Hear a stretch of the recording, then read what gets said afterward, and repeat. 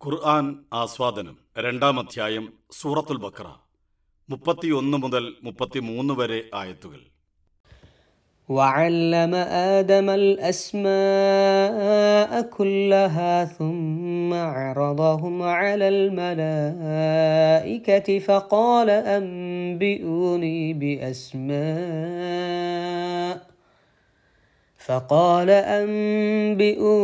بأسماء هؤلاء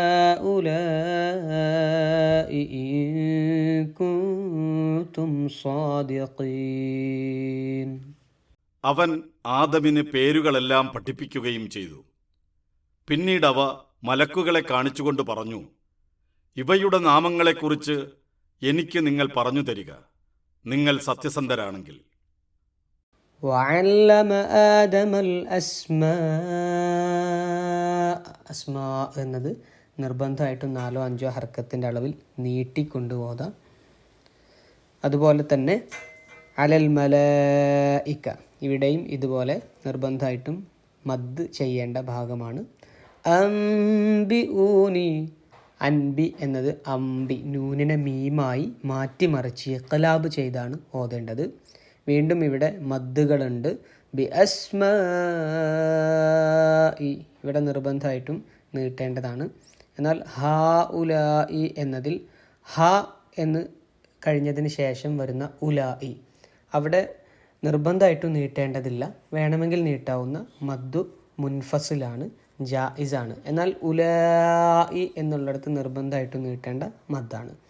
ഈ കൂത്തും, ഇവിടെ 2 സ്ഥലത്തും ഇഖ്ഫ ആണ്, നൂനിനെ മറച്ച് പിടിച്ച് മണിച്ചുകൊണ്ട് ഓതുക. قالوا سبحانك لا علم لنا إلا ما علمتنا إنك أنت العليم الحكيم. അവർ പറഞ്ഞു, നീയാണ് പരിശുദ്ധൻ, നീ പഠിപ്പിച്ചതല്ലാത്ത യാതൊരറിവും ഞങ്ങൾക്കില്ല. നീ തന്നെയാണ് എല്ലാം അറിയുന്നവനും ആഴത്തിൽ വിവരമുള്ളവനും. قالوا سبحانك لا علم لنا, علم لنا ഇല്ല, വേണമെങ്കിൽ 4-5 ഹർക്കത്ത് അളവിൽ നീട്ടിക്കൊണ്ട് ഓതാവുന്നതാണ്. ഇല്ലാ മാ അല്ലംതനാ, ഇവിടെ നമുക്ക് ശ്വാസം കിട്ടാത്ത പ്രശ്നമുണ്ടെങ്കിൽ വേണമെങ്കിൽ നിർത്താം, എന്നാൽ കൂട്ടി ഓതുന്നതാണ് ഉത്തമം. അങ്ങനെ കൂട്ടി ഓതുകയാണെങ്കിൽ അവിടെ ഒരു മദ് നമുക്ക് വേണമെങ്കിൽ ചെയ്യാം. അല്ലംതനാ ഇന്നക, നൂനിന് ഷദ്ദുണ്ട്, ഉന്ന ചെയ്ത് മണിച്ചു കൊണ്ടുപോകുക. അൻതൽ അലീമുൽ ഹകീം, അൻത, നൂനിനെ മറച്ചു പിടിച്ച് മണിച്ചു കൊണ്ട് ഓതുക. قال يا آدم أنبئهم بأسمائهم فلما أنبأهم بأسمائهم قال ألم أقل لكم إني أعلم غيب السماوات والأرض إني أعلم غيب السماوات والأرض وأعلم ما تبدون وما كنتم تكتمون. അവൻ പറഞ്ഞു, ആദമേ, ഇവർക്ക് അവയുടെ പേരുകളെപ്പറ്റി അറിയിച്ചു കൊടുക്കുക. അങ്ങനെ അദ്ദേഹം അവർക്ക് അവയുടെ നാമങ്ങളെക്കുറിച്ച് അറിയിച്ചപ്പോൾ അവൻ പറഞ്ഞു, ആകാശങ്ങളിലും ഭൂമിയിലുമുള്ള അദൃശ്യകാര്യങ്ങളും നിങ്ങൾ വെളിപ്പെടുത്തുന്നതും മറച്ചുവെക്കുന്നതുമെല്ലാം എനിക്കറിയാമെന്ന് ഞാൻ നിങ്ങളോട് പറഞ്ഞിട്ടില്ലേ? قال يا آدم أنبئهم بأسمائهم, യാ ആദമു എന്ന് നീട്ടിക്കൊണ്ട് വേണമെങ്കിൽ ഓതാം. അംബിഹും, അൻബിഹും എന്നത് നൂനിനെ മീമാക്കി മാറ്റിമറിച്ച് ഇഖ്ലാബ് ചെയ്ത് അംബിഹും എന്നാണ് ഓതേണ്ടത്. ബി അസ്മാഇഹിം, അവിടെ നിർബന്ധമായിട്ടും നീട്ടേണ്ടതുണ്ട്. ഫലമ്മാ അൻബഅഹും ബി അസ്മാഇഹിം, നമ്മൾ നേരത്തെ പറഞ്ഞ മദ് തന്നെയാണ് ഇവിടെ. ആദ്യം നിർബന്ധമില്ലാത്ത ഫലമ്മാ വേണമെങ്കിൽ നീട്ടാം മദ്. അതിനുശേഷം ബി അസ്മാഇഹിം എന്നത് തീർച്ചയായും നീട്ടേണ്ട ഒരു ഭാഗമാണ്. അൻബ അഹും എന്നത് അംബ അഹും എന്ന് ഇഖ്ലാബ് ചെയ്ത് മാറ്റി മറിച്ചോതേണ്ടതാണ് എന്ന് നമ്മൾ പറഞ്ഞു. ഇന്നി അഅലമു നൂനിന് ഗുന്ന ചെയ്ത് മണിച്ചു കൊണ്ടോതുക. വേണമെങ്കിൽ അവിടെ നീട്ടുകയും ചെയ്യാം. വഅഅലമു മാ തുബ്ദൂന വമാ കുൻതും തക്തുമൂൻ. കുൻതും എന്നത് കൂത്തും നൂനിനെ ഇഖ്ഫാ ചെയ്ത് മറച്ചു പിടിച്ച് മണിച്ചു കൊണ്ടാണ് ഓതേണ്ടത്. സെമിറ്റിക് മതങ്ങളെല്ലാം ആദി മനുഷ്യനെ വിളിക്കുന്നത് ആദം എന്നാണ്. ആദമയിൽ നിന്നോ യദോമിൽ നിന്നോ ആണ് ഹിബ്രുവിൽ ആദം എന്ന പദമുണ്ടായിരിക്കുന്നത്. ആദമ എന്നാൽ ഭൂപ്രതലമെന്നും യദോം എന്നാൽ ചുവന്ന നിറമുള്ളത് എന്നുമാണ് അർത്ഥം.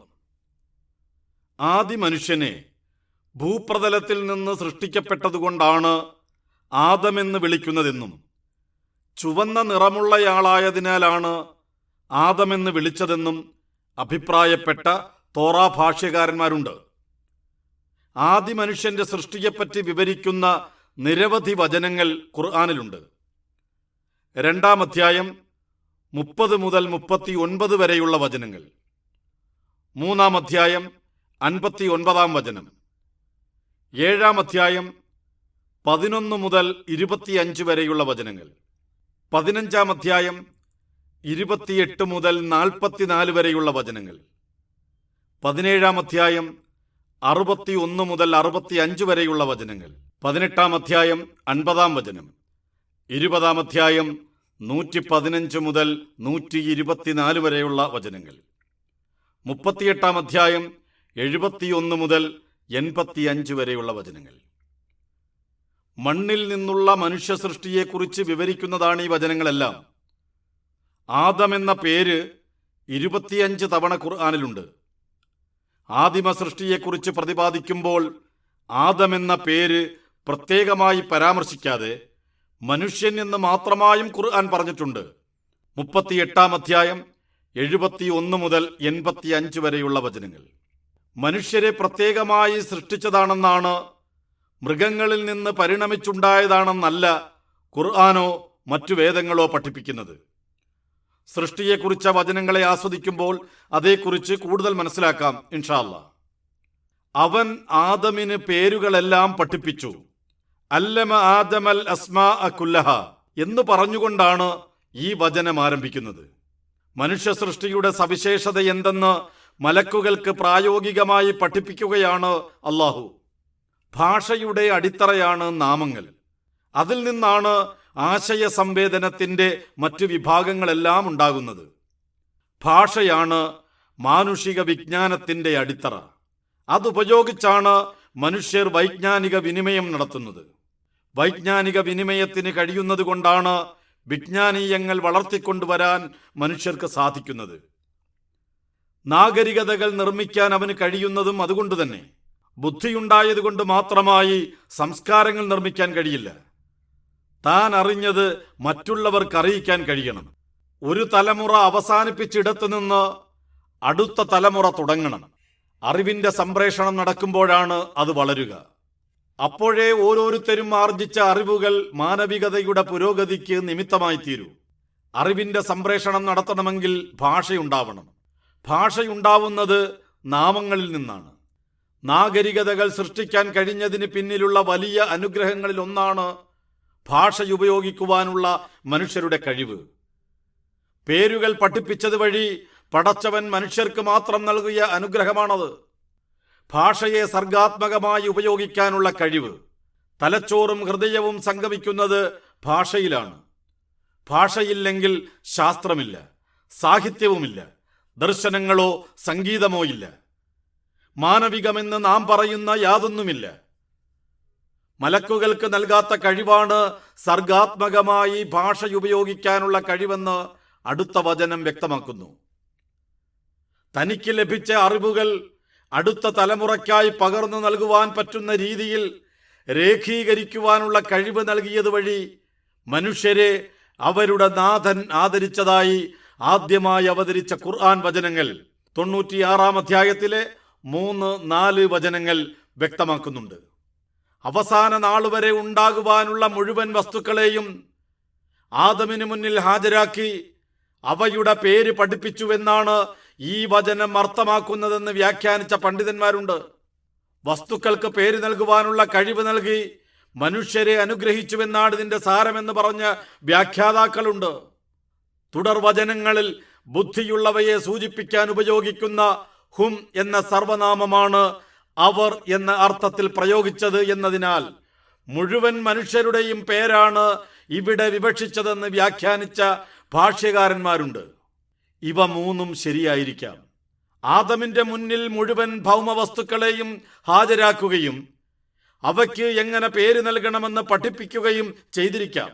അതുവഴിയായിരിക്കാം വസ്തുക്കളുടെ ഗുണവിശേഷങ്ങളുടെ വെളിച്ചത്തിൽ അവയ്ക്ക് നാമകരണം നടത്താനുള്ള കഴിവ് മനുഷ്യർക്ക് ലഭിച്ചത്.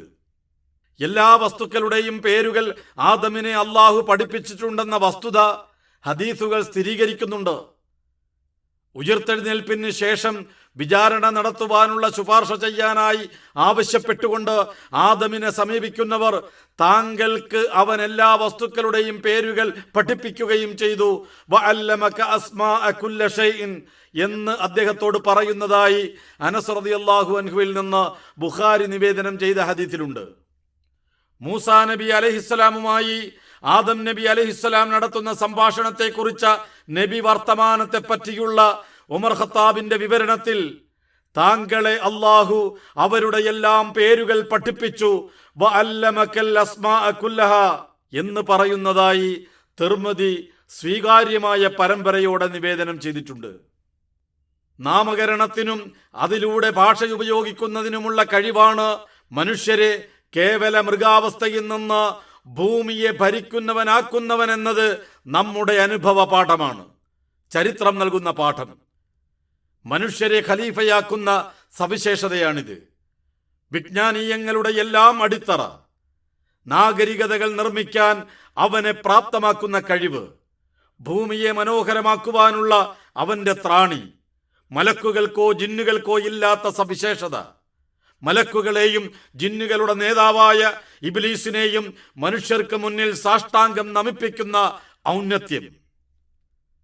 അവസാന നാളുവരെ ഉണ്ടാകാൻ പോകുന്ന മനുഷ്യരെയെല്ലാം ആദമിൽ നിന്ന് പുറത്തു കൊണ്ടുവന്നതായി വ്യക്തമാക്കുന്ന സ്വീകാര്യമായ ഒരു നിവേദനം അബൂ ഹുറൈറ റളിയല്ലാഹു അൻഹുവിൽ നിന്ന് തിർമിദി നിവേദനം ചെയ്യുന്നുണ്ട്. ആദമിനെ അള്ളാഹു സൃഷ്ടിച്ചപ്പോൾ അദ്ദേഹത്തിന്റെ മുതുക് ഒഴിഞ്ഞ് അതിൽ നിന്ന് ലോകാവസാനം വരെ ഉണ്ടാകാൻ പോകുന്ന മുഴുവൻ സന്തതികളെയും അള്ളാഹു പുറത്തു കൊണ്ടുവന്നുവെന്നും അവരുടെ എല്ലാം കണ്ണുകൾക്കിടയിൽ ഒരു വെളിച്ചമുണ്ടായിരുന്നുവെന്നും അവരെ ആദമിനെ കാണിച്ചപ്പോൾ അദ്ദേഹം ആരാണിതെന്ന് ചോദിച്ചുവെന്നും നിന്റെ സന്തതികളാണെന്ന് അള്ളാഹു മറുപടി പറഞ്ഞുവെന്നുമാണ് ദീർഘമായ ആ ഹദീസിന്റെ തുടക്കത്തിലുള്ളത്.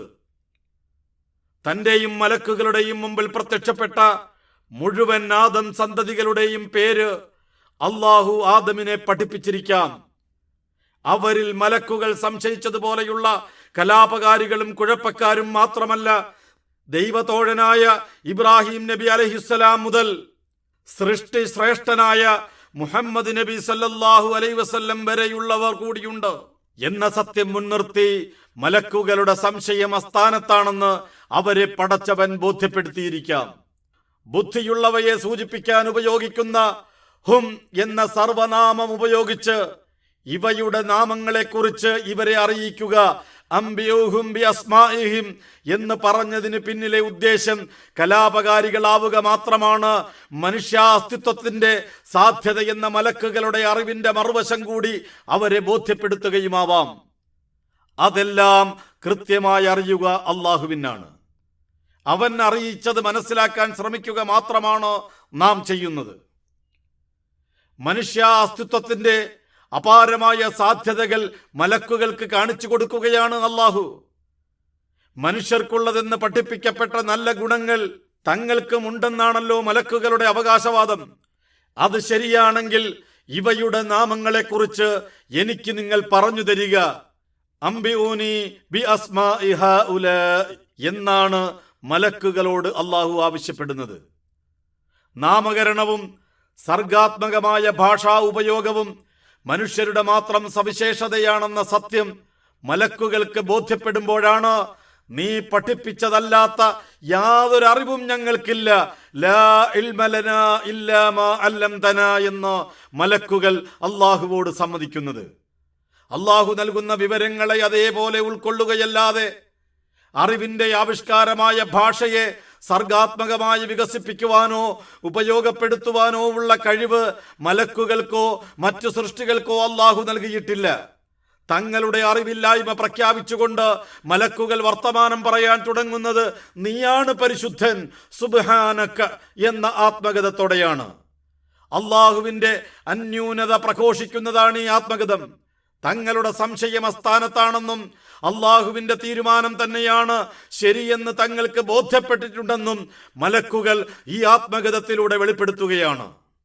മലക്കുകളുടെ വർത്തമാനം അവസാനിക്കുന്നത് അള്ളാഹുവെക്കുറിച്ച് നീയാണ്, നീ തന്നെയാണ് എല്ലാം അറിയുന്നവനും ആഴത്തിൽ വിവരമുള്ളവനും, ഇന്നക അന്തൽ അലീമുൽ ഹക്കീം എന്ന് സാക്ഷ്യം വഹിച്ചുകൊണ്ടാണ്.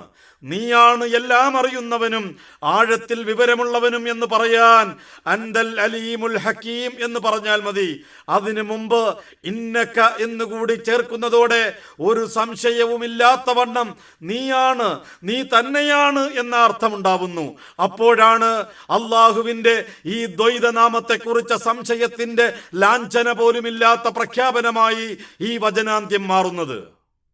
അൽ അലീം, അൽ ഹക്കീം എന്നിവ അള്ളാഹുവിന്റെ നാമങ്ങളാണ്. അലീം എന്ന് 60 തവണയും ഹക്കീം എന്ന് 80 തവണയും ഖുർആൻ അള്ളാഹുവിനെ വിളിക്കുന്നുണ്ട്.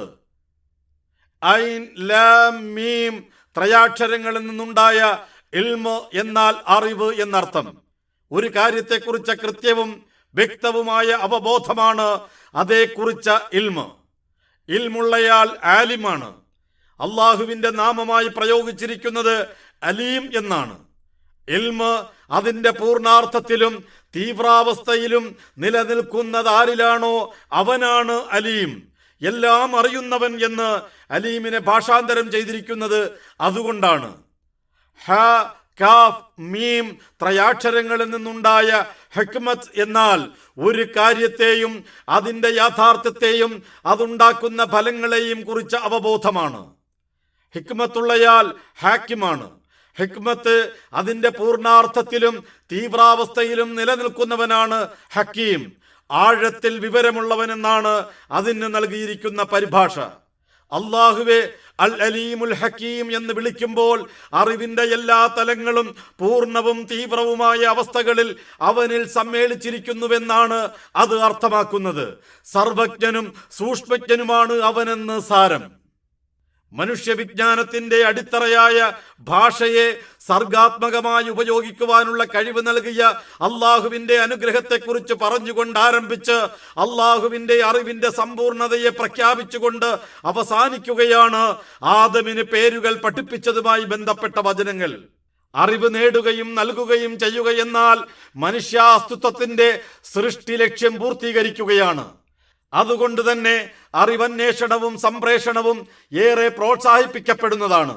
അറിവ് നേടുക മുസ്ലിമിന്റെ ബാധ്യതയാണ്. ഇബ്നു മാജ സ്വഹീഹ്.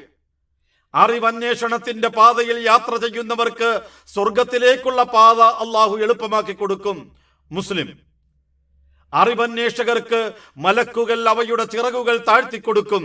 ആകാശങ്ങളിലും ഭൂമിയിലും വസിക്കുന്നവയെല്ലാം സമുദ്രാന്തർഭാഗത്തെ മത്സ്യങ്ങൾ പോലും അറിവുള്ളവർക്കായി പാപമോചനത്തിന് തേടുന്നു. വിജ്ഞാനിക്ക് ആരാധനയേക്കാളുള്ള ശ്രേഷ്ഠത ചന്ദ്രന് നക്ഷത്രങ്ങൾക്ക് മേലുള്ളതുപോലെയാണ്. പണ്ഡിതർ പ്രവാചകന്മാരുടെ അനന്തരാവകാശികളാണ്.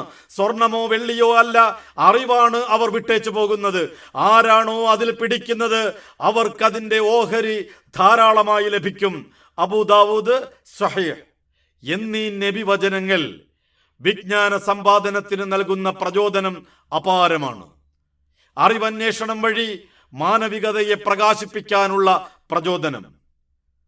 മലക്കുകൾക്ക് പേരുകൾ പറഞ്ഞു കൊടുക്കാനുള്ള ദൈവകൽപ്പന ആദം ശിരസ്സാവഹിച്ചപ്പോൾ മനുഷ്യാസ്തിത്വത്തിന്റെ തങ്ങൾക്കറിയാതിരുന്ന അപാരമായ സാധ്യതകൾ അവർക്ക് മനസ്സിലായി.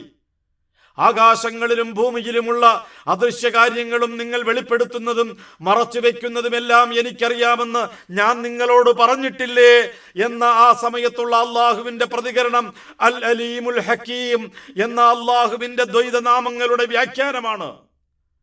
ആകാശങ്ങളിലും ഭൂമിയിലുമുള്ള എല്ലാ കാര്യങ്ങളെക്കുറിച്ചും അവയുടെ പൂർണ്ണരൂപത്തിലും സൂക്ഷ്മാർത്ഥത്തിലും അറിയാവുന്നവനാണ് അള്ളാഹുവെന്ന് അള്ളാഹു സ്വയം പ്രഖ്യാപിക്കുകയാണ് ഇവിടെ. അവനിൽ നിന്ന് യാതൊന്നും മറച്ചു വെക്കാനാവില്ലെന്ന സന്ദേശം നൽകുന്ന പ്രഖ്യാപനം. ആകാശങ്ങളിൽ നിന്നുള്ള ആത്മാവിന്റെയും ഭൂമിയിൽ നിന്നുള്ള ശരീരത്തിന്റെയും സമ്യക്കായ സമ്മേളനമാണ് മനുഷ്യൻ. അവനെക്കുറിച്ച ചർച്ചയ്ക്കിടയിൽ ആകാശങ്ങളിലും ഭൂമിയിലുമുള്ള അദൃശ്യകാര്യങ്ങൾ എനിക്കറിയാമെന്ന അള്ളാഹുവിന്റെ പ്രസ്താവന ശ്രദ്ധേയമാണ്. അവന്റെ അപാരമായ സാധ്യതകൾ കൂടി ആകാശഭൂമികളിലെ അദൃശ്യകാര്യമാണ്. ആത്മാവിന് എത്രത്തോളം പറക്കാനാകുമെന്നും മണ്ണിന് എത്രത്തോളം വീഴാനാകുമെന്നും കൃത്യമായി അവൻ അറിയാമെന്ന സൂചന കൂടി ഇത് ഉൾക്കൊള്ളുന്നു. മലക്കുകൾ വെളിപ്പെടുത്തിയത് അവരുടെ വിനയം, അവരോടൊപ്പം തന്റെ അഹങ്കാരവും മനുഷ്യനെ സൃഷ്ടിച്ചതിലുള്ള അതിർത്തിയും മറച്ചുവെച്ചുകൊണ്ട് ഒരാൾ ഇരിക്കുന്നുണ്ട്. ജിന്നുകളിൽപ്പെട്ട ഇബ്ലീസ്. അവൻ എത്ര മറച്ചുവെച്ചാലും അത് അള്ളാഹു അറിയുന്നുണ്ട്. അവന്റെ അഹങ്കാരവും അതിർത്തിയും മറനീക്കി പുറത്തു വരുവാൻ പോവുകയാണ്. അതിനു വേണ്ടിയുള്ള അള്ളാഹുവിന്റെ പരീക്ഷണമാണ് അടുത്ത വചനങ്ങളിൽ പ്രതിപാദിക്കുന്നത്. നീ തന്നെയാണ് എല്ലാം അറിയുന്നവനും ആഴത്തിൽ വിവരമുള്ളവനും എന്ന മലക്കുകളുടെ സാക്ഷ്യം അറിവുള്ളവർക്കുണ്ടാകേണ്ട വിനയത്തെ പ്രതിഫലിപ്പിക്കുന്നു. സംശയങ്ങൾ ആർക്കുമുണ്ടാവാം, അത് ചോദിക്കുകയുമാവാം. ആഗ്രഹിച്ചതുപോലെയുള്ള ഉത്തരമല്ല ലഭിക്കുന്നതെങ്കിലും അതാണ് ശരിയെങ്കിൽ സ്വീകരിക്കാനുള്ള മനസ്സുള്ളവർക്ക് അറിവ് ആത്യന്തികമായി നന്മ നൽകൂ. അറിവില്ലായ്മ അംഗീകരിക്കുവാനുള്ള മനസ്സാണ് അറിവന്വേഷകർക്ക് ആദ്യമായി വേണ്ടത്. മലക്കുകളുടെ വിനയാന്വിതമായ മറുപടി ആ രംഗത്തുണ്ടാവേണ്ട അച്ചടക്കത്തെ അടയാളപ്പെടുത്തുന്നു.